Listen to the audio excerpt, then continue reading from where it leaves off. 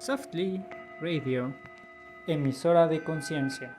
Fíjate, y este planteamiento es el ejemplo claro de la neurosis a más no poder, ¿no? Claro. Estructurar la infidelidad, ¿no? Claro. Es así saberlo, ¿no? Decir, voy a ser infiel, pero Ajá. va a tener esta repercusión, va a ser así, ¿no? Imaginemos un panorama todavía más neurótico, ¿no? Donde digas, la voy a llevar aquí, ¿no? Y así va a ser la infidelidad, ¿no? Este es un panorama, es un escenario totalmente, Sí, ¿no? sí. Así inclinadísimo a la neurosis, ¿no? Y justamente esto, poniendo el otro ejemplo de la gente que toma, ¿no? Y que jura. Esto es interesante porque, viéndolo también desde el cuerpo, ¿no? Hay ahí una transgresión a lo corporal, ¿no? En el sentido de cómo te va dañando, ¿no? Podríamos decir, el tomar, ¿no? El jurar y luego tomar, y no sales de este vaivén constante, ¿no?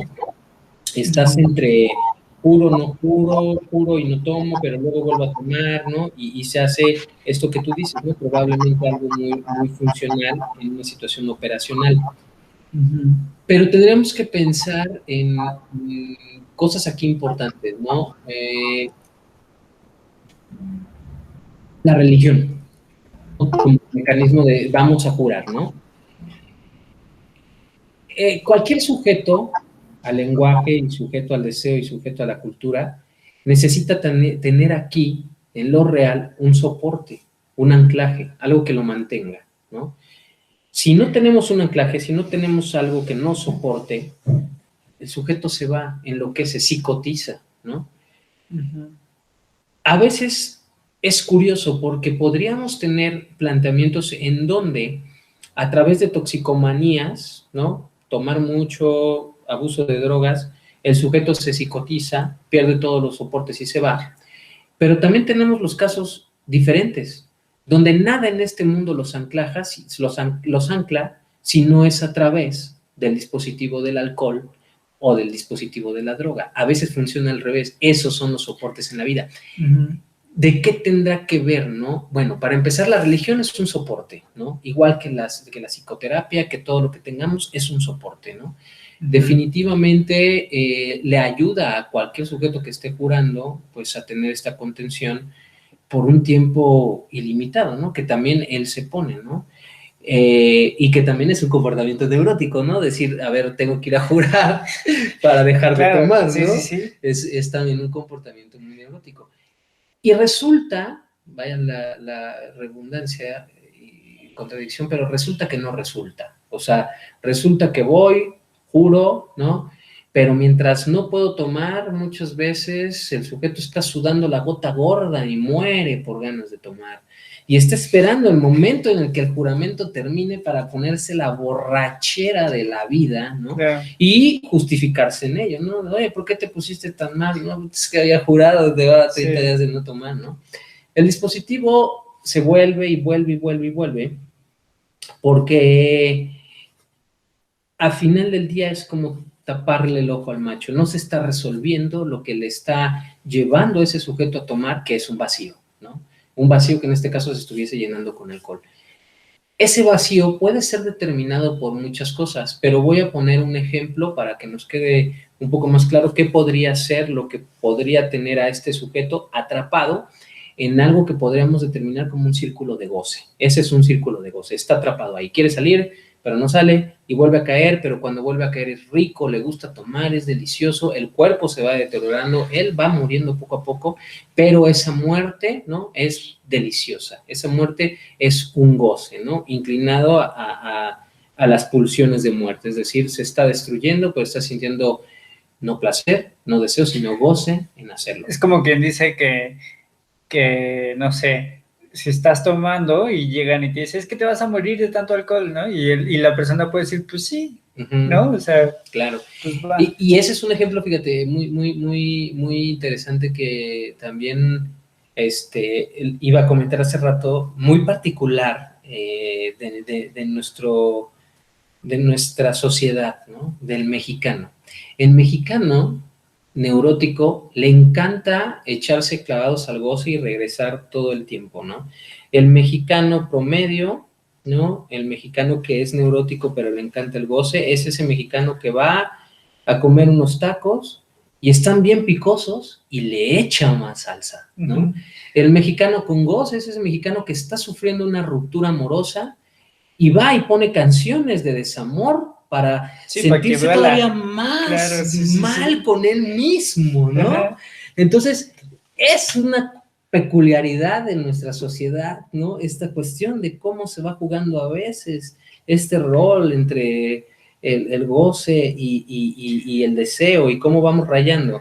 De ahí que estos memes, ¿no? De para más placer, ¿no? Y está Para Homero más así. placer. Sí, Claro, a todo el sí, mundo le hacen exacto. chistoso. Sí, Porque es que te da todo el sentido. es parte Te de da todo el todos, ¿no? sentido. O sea, es como cuando te compras estas papas súper ricas, ¿no? Que le echan así demasiado limón, demasiada sal, demasiada salsa, y entonces ya sabes lo que te va a picar, ya sabes lo que vas a sudar, y ya sabes cómo te va a estimular tanto las glándulas. O sea, ya ahorita ya se me está antojando, pero justo es eso, es qué placer tengo a partir del dolor, ¿no? ¿Qué placer tengo a partir de esto? Y que decíamos, justo esto que dices, el mexicano sí tiende a hacer esto, tiende a un poco disfrutar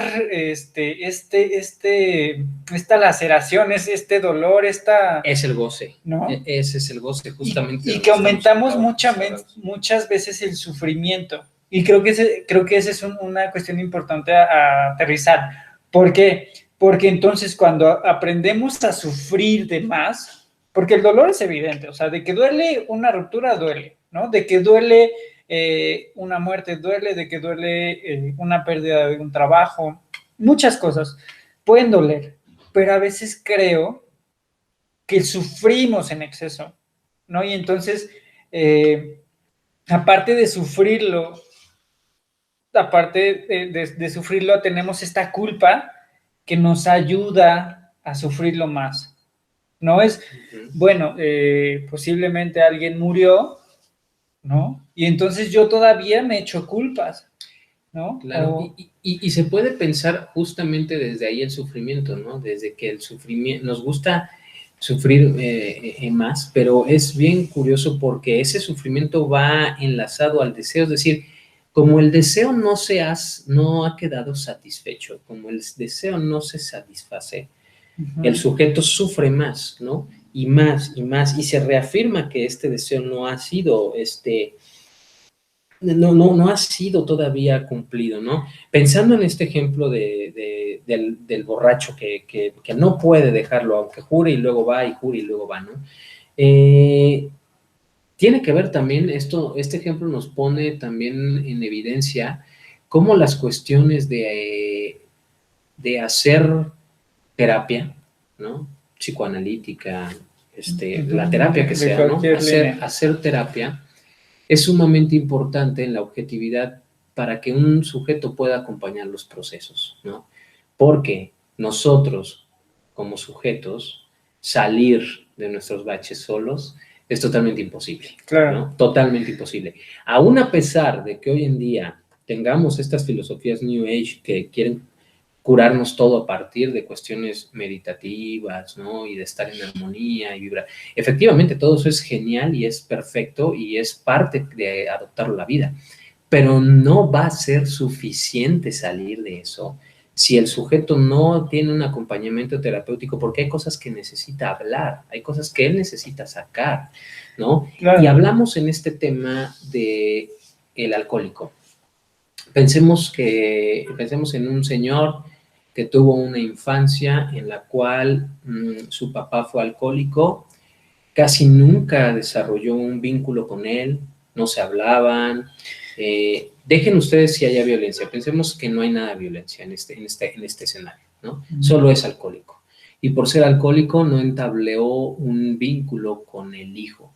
Y entonces el hijo crece sin alguien que haya ejercido en la familia la función paterna, ¿no? Hubo un padre ahí, un padre no real, pero nadie ejerció la función paterna, nadie hizo el corte con la madre cuando fue a atravesar el complejo de Edipo, nadie lo reinventó en la adolescencia, ¿no? Para que también tuviera una elección de objeto de deseo, nadie le dio la identidad más, N cantidad de cosas por las que él no pasó porque el papá es alcohólico. Y cuando este señor crece, el señor es alcohólico y alcohólico y alcohólico y va y jura y no jura. Y entonces él mismo se remite todo el tiempo, es que no quiero ser como mi padre, pero soy como mi padre y y trae este fantasma del padre encima, ¿no? Trae la resonancia del padre. Exacto. Ajá. ¿Qué sucede ahí, no? Que el alcohol juega un papel fundamental en la vida de este sujeto. Es el alcohol, o es a partir del alcohol, la única forma en la que él puede entablar un lazo social con su padre, aun cuando no esté con él, aun cuando el padre haya muerto, es la única manera es la única cosa que lo vincula con el padre. No se le va a quitar por más que jure y quiera hacerlo, porque es una cuestión profunda, tiene que trabajar toda la relación con el padre desde la infancia. Ahí vemos cómo los procesos, ¿no?, terapéuticos son sumamente importantes, porque el soporte te va a dar eso, te va a dar contención, ¿no? Como lo que hacen las religiones, ¿no? Muchas cosas, ¿no? Y en esta línea me gustaría como añadir algo. Si bien el ejemplo que dabas de esta persona que quizá fue alcohólica, que el papá fue alcohólico, muchas veces el poner ya en contexto la situación y decir, bueno, tengo esta situación, ¿no? Y cuando justamente se empieza a trabajar sobre el tema, ya de por sí, cuando una persona pone el tema en la mesa para que se resuelva, eso ya ayuda, ¿no? Y entonces creo que justamente se puede ir al objeto de deseo cuantas veces quieras, pero ya con tu responsabilidad añadida. Es decir, yo sé que posiblemente si excedo de las copas, me voy a llevar a una destrucción, a una autodestrucción, ¿no? En el sentido de, sé que nunca, quizá, voy a poder dejar de tomar, a lo mejor. ¿Quién sabe? Y justamente es eso, ¿no? Porque el vacío, o sea, el vacío que se está tratando de llenar es el afecto del padre. Por eso el alcohólico no tiene una llenadera, porque por más alcohol que tome, no alcanza a cubrir el vacío, porque el vacío es una cuestión simbólica, ¿no? Entonces, toma y él no va a tener esta cuestión de parar, ¿no? Si nos encontráramos a un alcohólico que después de ir a psicoanálisis todavía fuera alcohólico y le preguntaras, es un ejemplo muy absurdo, ¿no? Pero si tú le preguntaras, oye, ¿por qué no dejas de tomar? Te va a decir, es que todavía no encuentro el amor de mi papá. Cuando lo encuentre, dejaré de tomar. Claro. ¿No? Y en el episodio anterior hablábamos de culpa, Isra, y hay algo que yo creo mucho sobre la culpa, y creo que la culpa funciona como un justificante. No estoy diciendo que esté bien o mal, o sea, solamente creo que es un justificante y que lo podemos utilizar como en un buen sentido, como también en un sentido también manipulativo, ¿no? Como en un sentido desde víctima. Y que con esto que decías de, bueno, ¿por qué sigues tomando? Porque todavía no encuentro a mi padre o a mi madre, ¿no? O todavía no hay algo que me llene y me llena el alcohol, posiblemente. Es justamente como, ahí yo no sé qué tanto estás en la culpa, ¿sabes? O sea, porque quizá ya no tengas culpa por tomar, pero tienes como claro, como, por lo menos tienes claro como el panorama de algo. Y es que justamente es eso, ¿no? Si no, haciendo alusión a esto, justamente es ese alcohólico no deja de tomar porque es el alcohol lo que lo vincula al padre, es su única relación que tiene con el padre, y lo que está buscando es eso, ¿no? Me acuerdo, hay una canción de un grupo que se llama Real de 14, que se llama Busco a mi padre, ¿no? Y es una letra extraordinaria para el psicoanálisis porque justamente habla de una persona que está buscando a su padre, ¿no? Y que lo busca y no lo encuentra en el amor de sus mujeres, no lo encuentra habla de puras cuestiones efímeras donde lo está buscando, ¿no? Es extraordinaria la letra y nos va como, como a remontar un poco como a esto, ¿no? Pero aquí lo importante es cuando esta culpa se vuelve manipuladora, cuando esta culpa se vuelve un refugio, estamos hablando de una situación perversa, estamos hablando de un goce, ahí no hay una culpa, ¿no? Si la culpa no es culpa verdadera, no es culpa, ¿no? Estamos hablando de un sujeto que está enlazado en algo que gozoso, justifica la culpa. Que justifica la culpa, claro. Y justificar la culpa es un goce. Y en goce, el caso, ¿no?, de los fumadores, ¿Qué vendría siendo? En el caso de los fumadores, por ejemplo, bueno, ahí tendríamos que hablar en una cuestión que también podría ir ligada a las cuestiones orales, ¿no? Sí, hay una oralidad. Hay una ¿no? oralidad. La acción, ¿qué digo? Sí. También el alcohol tiene oralidad, Exactamente. pero en el cigarro sí la oralidad es fundamental. Puede ser esto, ¿no? Una cuestión de cómo se pudo haber dado la función materna, ¿no? En el momento del Edipo. Esto sería importante como para determinar un poquito, ¿no? También es como... Desde psicoanálisis, corrígeme si estoy mal, pero creo que desde psicoanálisis estaba el tema de la lactancia, ¿no? Que justamente la etapa oral, el de los 0 a los 2 años, donde el niño integra el mundo a partir de la boca, es donde quizá o hubo en exceso o hubo como en una minoría, ¿no? ¿Qué pasa? Si hay en exceso, te acostumbras al exceso y entonces quieres más, ¿no? Siempre hay una sensación de quiero más, quiero más, quiero más, quiero más.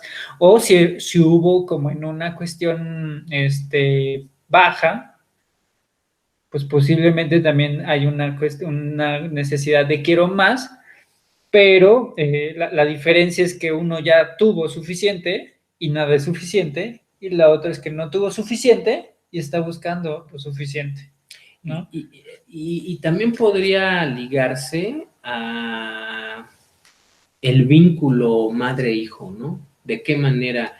Porque de alguna manera el cigarro hace esta, vamos a decirlo así, hace como esta remembranza al tiempo de regresar al lecho materno, ¿no? Te remonta inconscientemente, ¿no? Porque cualquier neurótico común y corriente no se acuerda de su mamá cuando fuma, ¿no?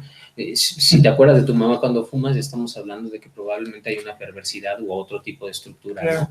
Pero no lo haces con regularidad, pero ese vínculo es importante porque esto se puede relacionar muchísimo al tema del cuerpo en cuestión del estadio del espejo.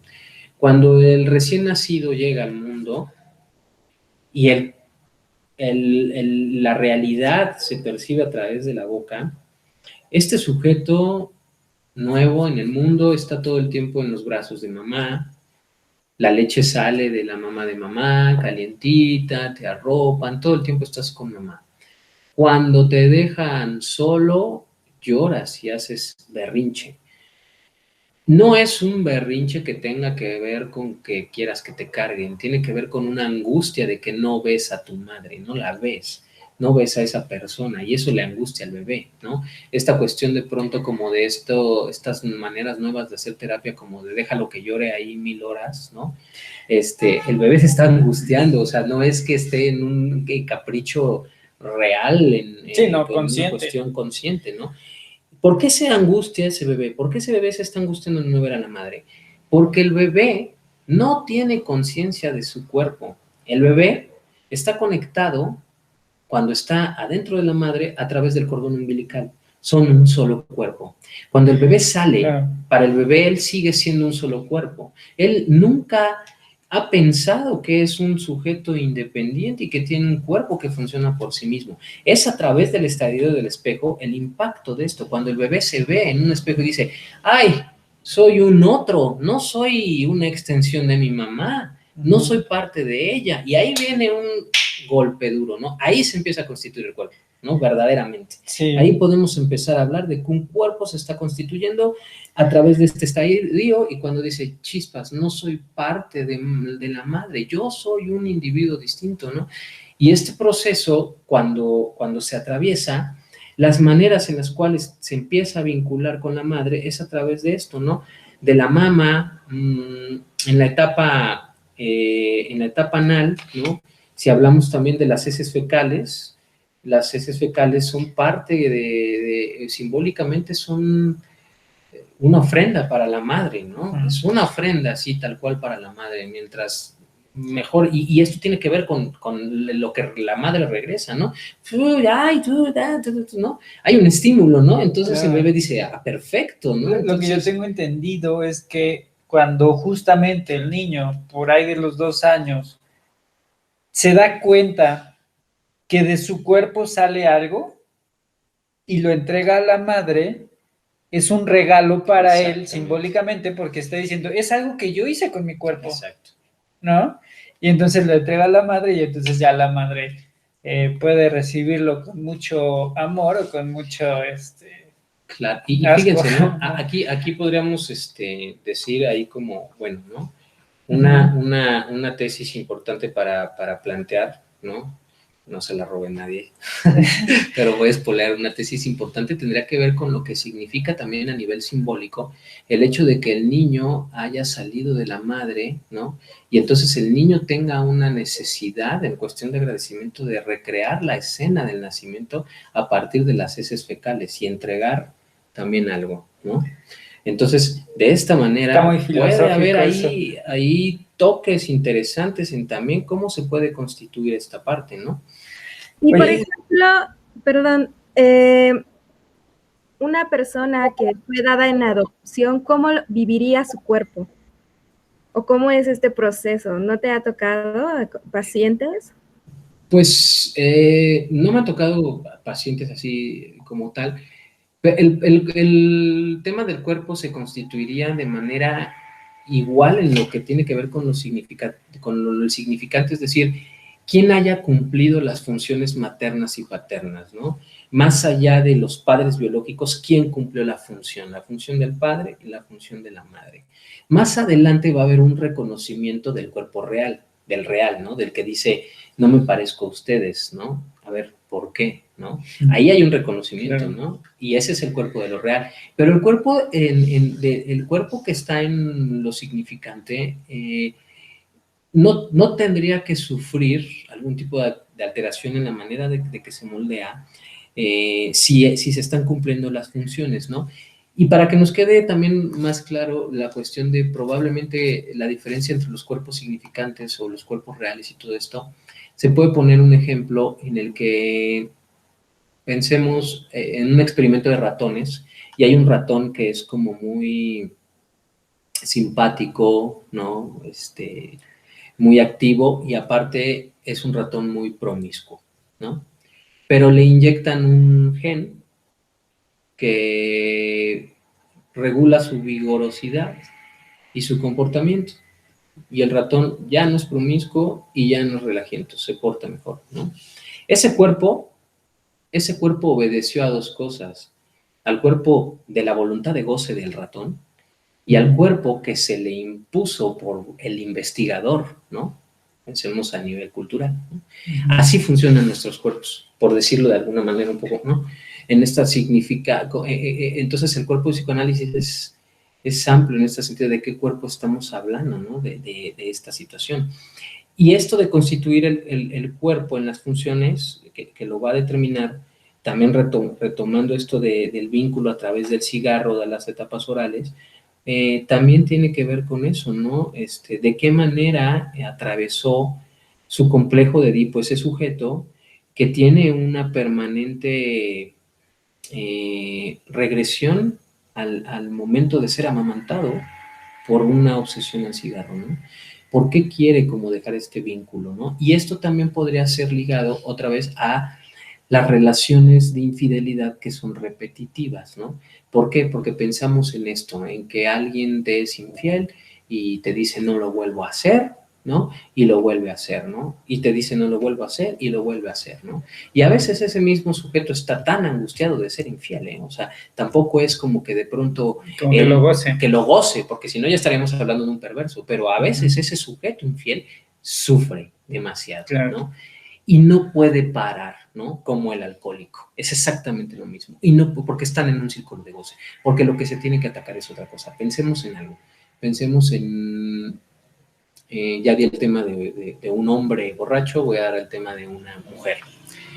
Una mujer que recurre a la infidelidad, ¿no? Pero pensemos que esta mujer, cuando fue niña, no tuvo ni el amor ni la aprobación del padre. La función paterna fue ejercida por un padre, que pudo ser biológico u otro, no importa, pero donde la función paterna siempre fue como de desaprobación. Ella nunca fue suficiente para el padre. Ella nunca pudo satisfacer el deseo del padre. Entonces, el padre, de alguna manera simbólica, pareciera que nunca la amó. Y esta mujer va de un amor a otro y no puede parar y no puede dejar de ser infiel porque está buscando en cada uno de esos amores el amor del Padre y no lo va a encontrar y por eso no va a parar. Entonces, cuando se trabaja el acompañamiento, ¿no? A nivel clínica, es cuando probablemente puedas ver un cambio, ¿no? En la función, pero este cambio en la función, este cambio en la conducta, primero tiene que atravesar por el cambio del registro de lo psíquico, ¿no? Aquí se tiene que entender, aquí se tiene que destapar de lo inconsciente, ¿no? Una frase maravillosa del psicoanálisis es entender nuestro pasado para que no se convierta en nuestro destino, ¿no? Entonces, prácticamente a veces estos círculos de goce son así, el paciente no sale, es complicado, y no tiene la culpa, vamos a decir, claro, ¿no? En esto que te decía de a veces, de cuando la gente vive el placer por el placer, que hace las cosas sin una conciencia o sin una plenitud, es decir, cuando yo tomo solo por tomar y, ¿no? O sea, pues ahí queda, ¿no? Si yo sigo haciéndolo y haciéndolo y haciéndolo sin darme cuenta cuál es el trasfondo, ¿no? Si yo sigo siendo infiel sin darme cuenta cuál es el trasfondo, justamente la invitación queda en cada vez que lo hagas, cada vez que seas infiel o cada vez que fumes o cada vez que tomes en exceso, cada vez que lo hagas, llévate el por qué lo estoy haciendo en este momento, ¿no? Quizá vas a justificar lo que quieras, o sea, vas a decir sí porque quiero, ¿no? Pero te aseguro, o sea, eso te lo puedo firmar, que a la quinta, sexta, no sé, en alguna ocasión después de las 5 veces, vas a bajar o el consumo o la intención.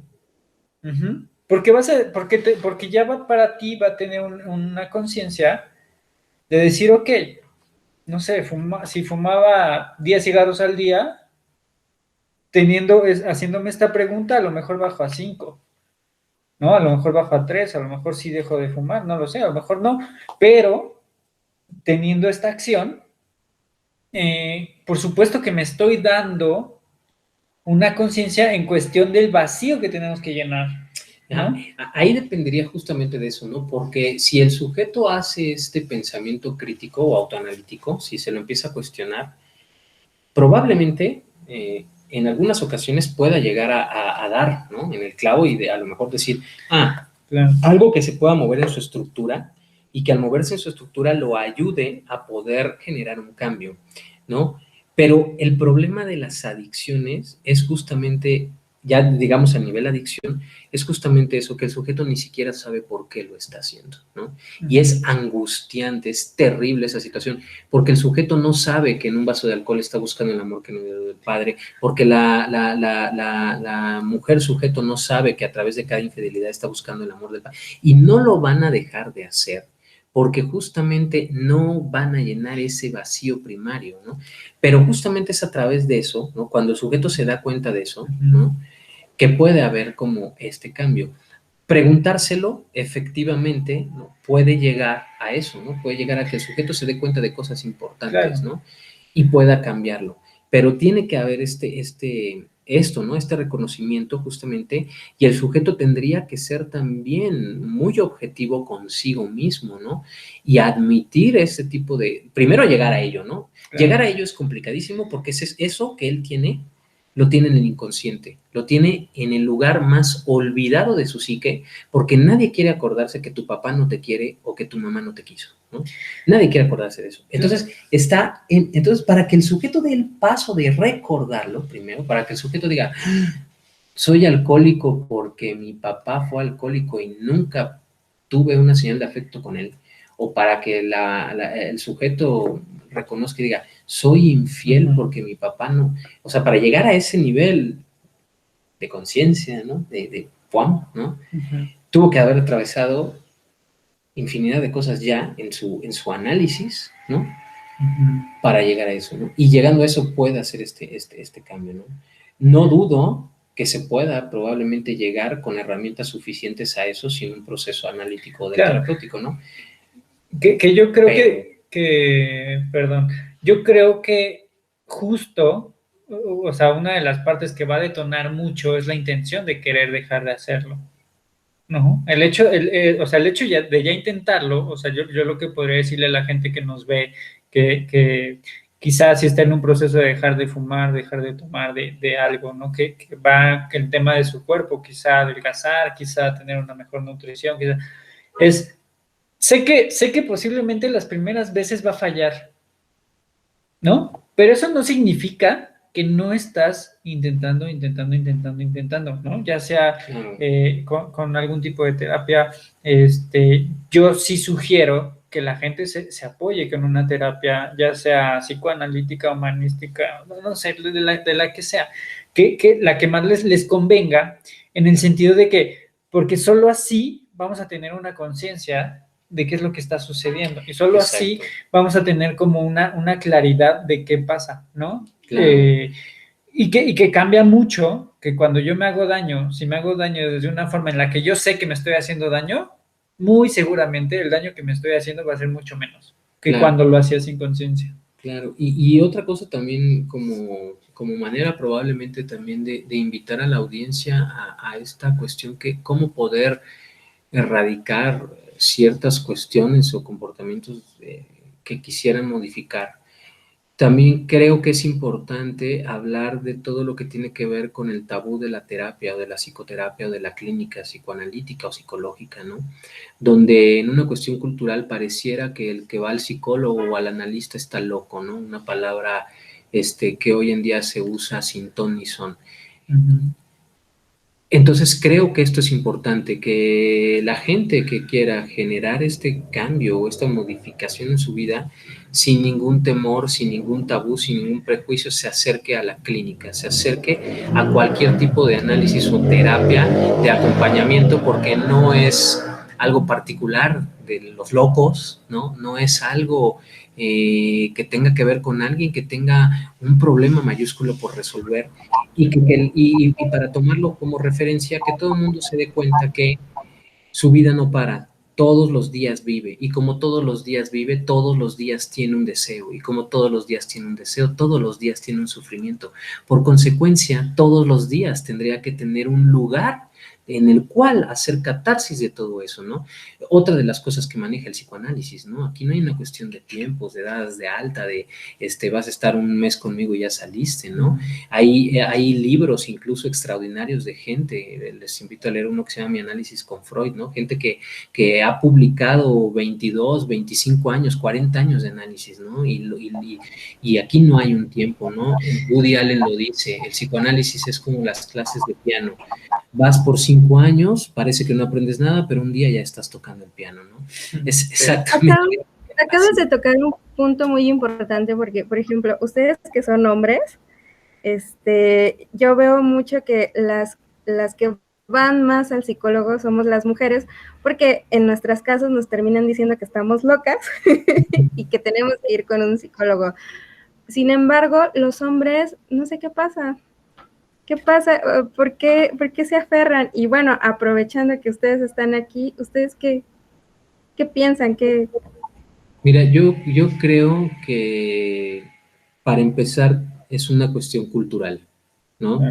Si nosotros pudiéramos tener acceso probablemente a la manera o a estadísticas de análisis en países, de bote pronto te digo por cuestiones psicoanalíticas, ¿no? Pero como Francia o como Argentina o Brasil, ¿no? O Australia, Israel, Egipto, ¿no? Lugares donde el psicoanálisis está tremendo en hombres y mujeres, te darías cuenta que tiene que ver también mucho con una carga cultural y social. Tocaste un tema importantísimo que es el nombramiento a la mujer como loca, ¿no?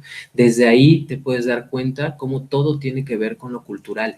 Si el sujeto mexicano no va a análisis y no va a terapia, es por macho, ¿no? Y es porque hay una cuestión que tiene que ver con los principios malos en la cuestión cultural, ¿no? De género que de pronto se dan en nuestro país.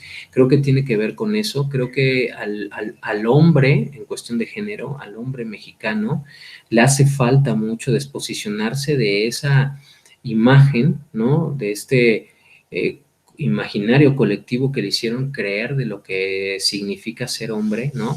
y él mismo perdonarse, ¿no? Todo eso y darse también la oportunidad, ¿no? De decir, hay un lugar de sensación y de emoción para el hombre, ¿no? Donde se vale hablar, donde se vale ser escuchado, llorar, etcétera, ¿no? Pero para que el hombre llegue a ese registro, todas las cuestiones que lo envuelven a él en lo cultural, que lo hacen ser este sujeto de lo real, esto que lo tiene sujetado, se tiene que caer, ¿no? Ojalá que se caiga un día. Sí, ojalá. Bueno, yo rapidísimo, en mi caso sí, gradualmente he visto cómo más hombres van a terapia, pero sin duda las mujeres, o sea, van muchísimo más. Y también otro factor es que van más personas homosexuales que heterosexuales, ¿verdad? De los pocos hombres que llegan, son más homosexuales que heterosexuales, ¿no? Entonces, ese es otro factor importante. Pero bueno, vamos a dejar hasta aquí la plática de hoy, Isra. Muchísimas gracias a la gente que nos está viendo. Y pues bueno, esperamos se pudiera repetir alguna plática ya enfocada a otro tema, ¿no? Es que, o sea, en psicoanálisis hay muchísima área, muchísimo de dónde sacar. Y pues bueno, los invito a conocer a la escuela que tiene Israel, el Instituto de Artes Blake. Yo estudio con él, o bueno, en su escuela yo estudio teatro, llevo con él estudiando varios años, y pues bueno, les vamos a dejar, si tú me lo permites, les dejamos tu teléfono de contacto, y pues bueno, si manejas algún tipo de redes o dónde te puedan contactar por si alguien quiere contigo agendar alguna cita, alguna sesión, o conocer qué tipo de materias imparten en tu escuela, ¿no? Perfecto. Que no sé si quieras compartir algo acerca de tu escuela. Claro, y gracias. Sí, pues nos pueden buscar en Facebook como Instituto de Artes Blake, en honor a William Blake. También tenemos canal de YouTube, ahí pueden ver algunas de las actividades que desarrollamos. Y también pueden seguir en Facebook una página que se llama Dasein Psicoanálisis, es una página personal, yo la dirijo. Si alguien tiene interés en algún tipo de acompañamiento clínico, a través de un mensaje en la misma página lo puede hacer. Y pues el arte y el psicoanálisis y la psique van de la mano, ¿no? Es un mecanismo de sublimación importante, ya no lo hablamos porque como dice Eric, el tema es muy versátil, no acabaríamos nunca, pero bueno, hablando grosso modo de la palabra, hay veces que tenemos emociones, sentimientos que no alcanzan a ser descritos con el lenguaje, que no sabemos cómo describirlo. Es a través del arte que podemos hacer que esto se sublime, ¿no? Con una pintura, con un poema, componiendo una canción, ¿no? A través del teatro. Entonces, para nosotros, el Instituto de Artes Blake es un espacio que trata de dar esta cuestión también sublimatoria en las situaciones artísticas.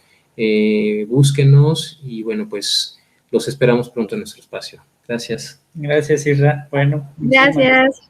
Bueno, gracias audiencia, ya vamos a cortar y los invitamos a que nos sigan por Facebook y YouTube.